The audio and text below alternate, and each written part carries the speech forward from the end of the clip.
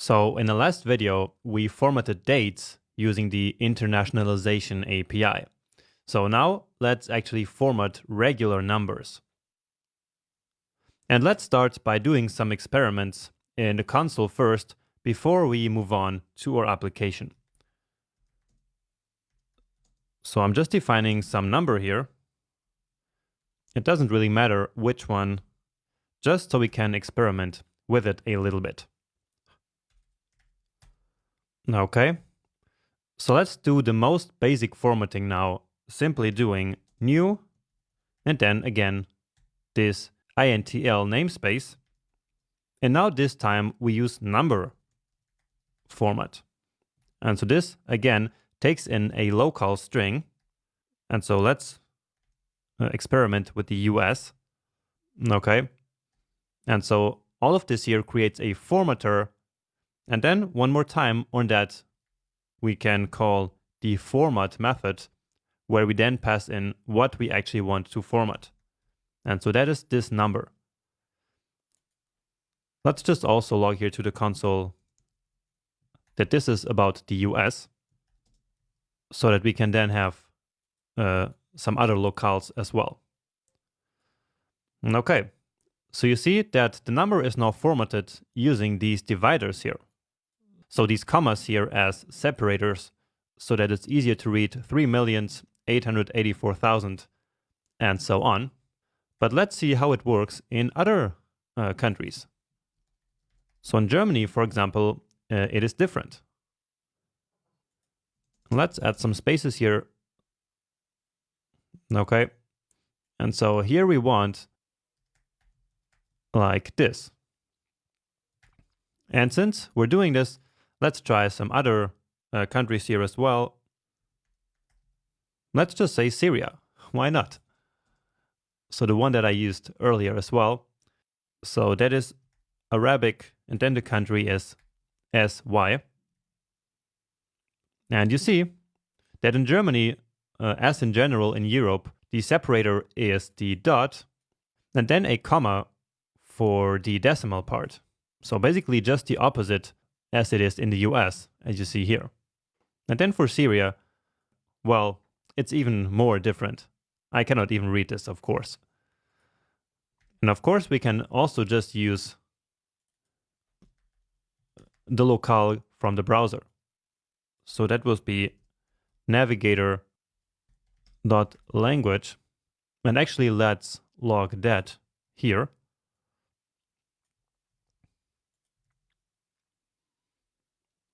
And so, yeah, in the UK, it's basically the same as in the US. So again, this is just the most basic formatting, but let's now define an object here. So again, options for this formatting. But of course, now we have other properties in this object. It's no longer day or month or something like this, but instead we can specify the style, for example. And here we can say that this is a unit, and then we can set the unit property to something.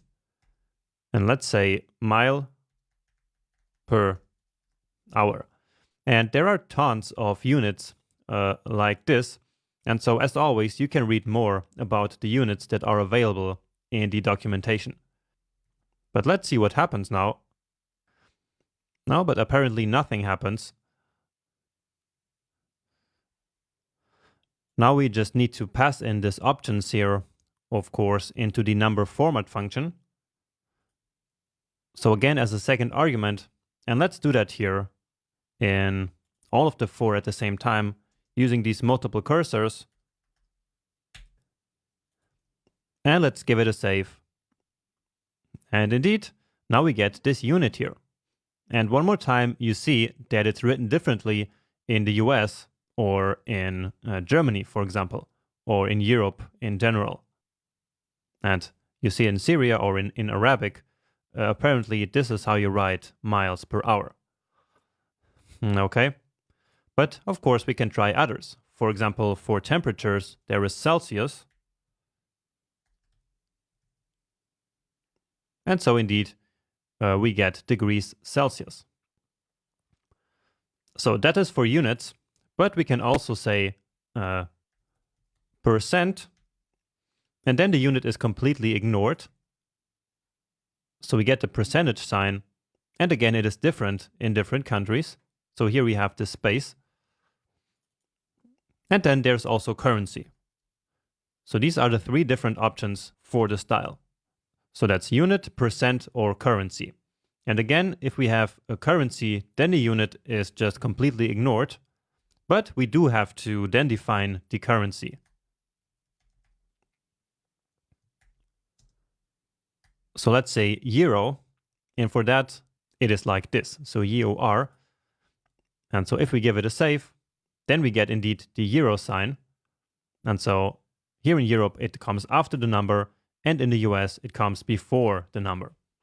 And it's important to understand that we do indeed have to set this currency here, because the currency is not determined by the locale. Okay, so it's not defined by the country here, because it's of course possible to show, for example, euros in the US. All right, and so of course we have to define the currency here manually. So it's not going to be implied from the locale string. Okay. Finally, we can also turn off or on the grouping. So let's use grouping and let's experiment with false. And then you see that the number is just printed as it is without the separators, so the grouping. But let's get rid of this one here. And again, if you're interested in even more properties that you can set here in the options, then just check out the documentation here on MDN. Okay, but now what we're going to do is to actually use this knowledge and implement currencies here in our application. So let's move up here, and I'm going to start here in the movements. So where is that function? Now you see we have a lot of code here already, and in the real world we then split up all this code into different files, okay? Because as it is right now, it is indeed a little bit messy, but for now it is just okay as we have it. Now, anyway, right now we are displaying the currency here in these movements right here. So we convert everything to 2 decimal places, and then we display the euro sign here ourselves. But now we want the Internationalization API to take care of all of this. So let's create a variable out here so that we don't have to do all that formatting here in the template literal. So we do it outside here. So let's call it formatted movement. And then again, we use new and then number format. And now you already know that we have the locale right in the account object. And so that's again ACC, right? So just as we did here for formatting the date, we use acc.locale. And then we also need an options object. And this time, let's actually write that object right here. So we need to set the style to currency. And then we need to define the currency property. So just as we did earlier in this video. And let's just experiment a little bit here. Let's say that we want US dollars instead of euros. Okay. And so now here we can get rid of all of this, including the euro sign, and now simply use this value. So formatted movement. Okay, give it a save. And now we need to, of course, log in here. But before doing that, I see already that we have some problem here with this object. And the problem is that we here didn't even call the format method. So all we did was to define this variable here as number format. And so that's then this formatter, remember. But on that, we then need to actually call the format method. And so this is where we pass in the value that should be formatted.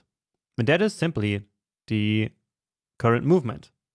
So this mov value here. So if I save it now, then that should be fixed. And indeed, you already see US dollars right here. But anyway, let's log in as Jonas now. And yeah, everything is US dollars. However, the number itself here is of course still formatted in the Portuguese way. So that's the current locale of the current user. Remember? So that's Jonas, and the locale is PT. Remember? And so therefore, the number is still formatted in that way and not in an American way. That's only for the currency. Okay? So that's USD, but the rest is still according to the user's locale. So that's what I said earlier, that the currency is completely independent from the locale itself. So in this case, we have a European country with an American currency. All right. Now, indeed, we also have the currency in the accounts object. So we have the locale and also the currency. And so let's now get that currency also from the account itself. So that's right here. And so here we actually want account.currency. So if I load it now, then indeed we get euros. All right. And if I log in as Jessica Davis, which has USD as the currency, then we get the dollars, and we get it also formatted in the American way. Because for Jessica Davis, the locale is also, it is English in the US. And so this is what it looks like here, formatted for the US with US dollars. Of course, we could change this to euros, and then, of course, now we would have the euro sign. All right. So one more time, you can see how powerful this is and how easy it makes formatting for us developers. Okay. Now, anyway, that is the movements, but now we also have the currency in a lot of other places. For example, here in the balance, and then also down here in these statistics. So let's start to also implement the same formatting here in the balance. And so that is, that's right here. Okay, so here we also have this old way, basically, of formatting, but we know that we can do better.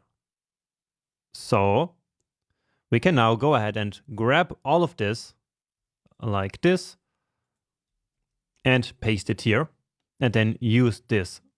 Okay. However, as you can guess, that is not a good practice because we are repeating the don't repeat yourself principle. Right? So let's get rid of this. And as you can guess, we will create a new function here, which will take care of formatting the currencies. So let's call it format cur, which stands for currency. So a new function. And let's create a very reusable function here. So instead of passing a whole account object into this function, which is very specific, of course, to this exact application, let's do a function that you could use in any other application. So basically a function that is less dependent on the underlying application data. Okay, and so instead, what we will do is to simply pass in all the data that this function needs to work with. So that's the value, the locale, and the currency. Okay, so again, we could pass the entire account object here instead of these two, but here we just want to do a reusable function. And so this is a lot better for that. All right. So this is the code that we had written earlier. And here we don't even need to create a new variable. All we will do is to return the result of this number format function. Now we just need to adapt this a little bit. So here it's just the locale that we get in here as an argument. And then here the same for the currency. And what we want to format is the value that we get in. All right. So again, a nice and simple reusable function that can take any value, any locale, and any currency, and will then return this value here nicely formatted for that locale and currency. So let's use that here. So of course, instead of what we had before, formatted mov will now become format the currency, and then the value is mov. The locale, which I think is the second one. Yeah, it is. So it's very handy, again, here in VS Code to just hover over the function name. So the locale is at account.locale and the currency at account.currency. And so we can get rid of this. Now I will just copy this part here. And so now what we want to format is account.balance. Okay. And we actually don't even have to store it into a separate variable first. We can just take this result directly and then display it as a text content here in our application.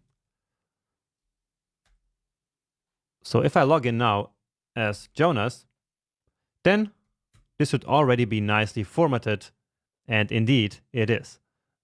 So we see we have this nice separator here, which makes our number easier to read. And now as Jessica Davis, it should be the American separator, so with the comma here. Okay, so that's great. All that's left now is these three values down here. All right, but that should be easy enough with the function that we already created. So let's just copy it here. And then we simply basically need to paste it here to these three places. So here it is the incomes that we want to format, right? So incomes. Then here it is this part here. So the absolute value of the out.